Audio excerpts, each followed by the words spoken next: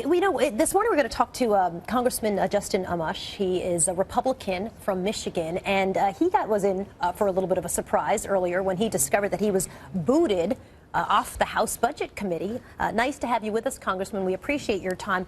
Walk me through how you learned that you had been kicked off this, very much of a big deal committee.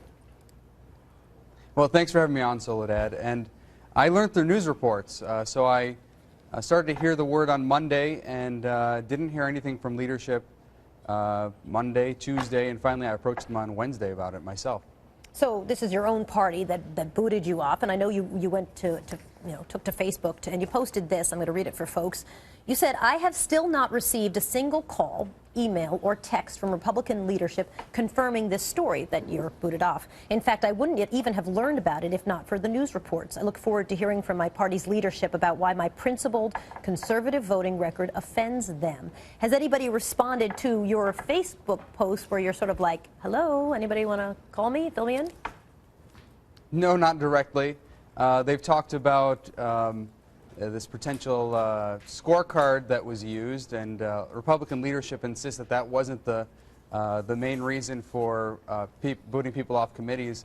But it's pretty clear they had a scorecard, and if you were in support of more government, you got a positive score, and if you were in support of less government, you got a negative score, which seems completely contrary to what you'd expect for Republicans. Congressman, this is Will Kane. That's certainly one line we've heard, that you guys who lost your committee positions were simply too conservative or too Tea Party. But there are others who are saying it's because you guys kind of went out of your way to not only buck leadership, not only vote against leadership, but it seemed like you were trying to embarrass them at times. What do you say to that? No, that's totally ridiculous. And I would emphasize that this is not a conservative versus liberal thing. There are people like me in Congress who are out there representing the vast majority of Americans who want us to balance our budget. And it's not a matter of who's willing to work with Democrats or Republicans. For example, I have a balanced budget amendment to the Constitution that has 14 Democratic co-sponsors. It's one of the most popular bipartisan budget proposals out there. So it's not about who will work with Democrats or who will work with Republicans or who's too conservative. It's about whether people are serious about getting things done to balance our budget. And there are a few of us who are very serious about it.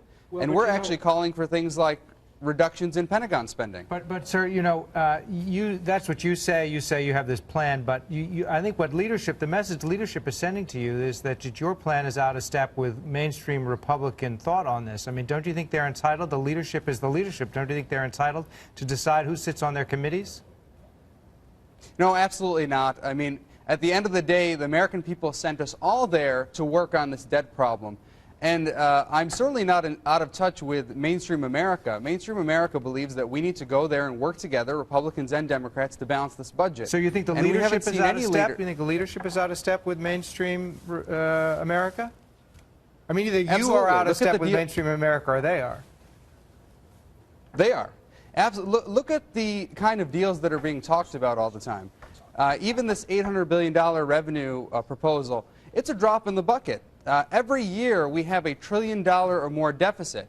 So when we're talking about $800 billion in taxes over 10 years, that's only a few days of spending every year.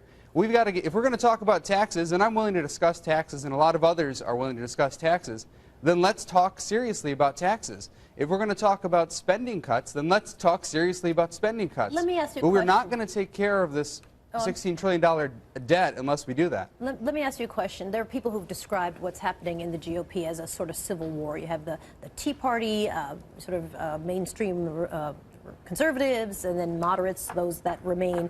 And then there have been sort of calls, certainly in redstate.com, to fire, to get rid of John Boehner. Do you think that's going to happen? Would you support that? Well, I think there's a lot of unease in the conference. There's a lot of unrest at all levels. But I would again push back on this idea that it's some kind of Tea Party versus moderate versus mainstream theme. People like me are out there calling for reductions in Pentagon spending, calling for working with the Democrats. And actually, if you look at the 4 people who were removed from their committees, we've been the ones who have been willing to work with Democrats on a lot of these tough spending issues. So would you support it's the not a matter re-election of the Speaker?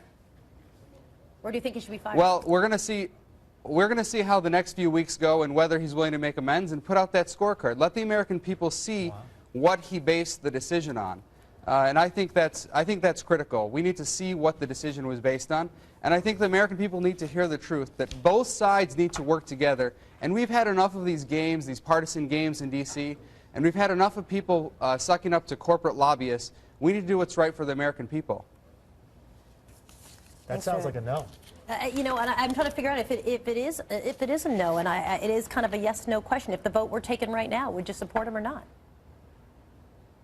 Well, right now I'm not very happy with the Speaker, so let's see what happens over the next several weeks. Let's put it that way. All right, Congressman Justin Amash joining us this morning. Thank you for your time. We appreciate it. Thanks so much, Sola.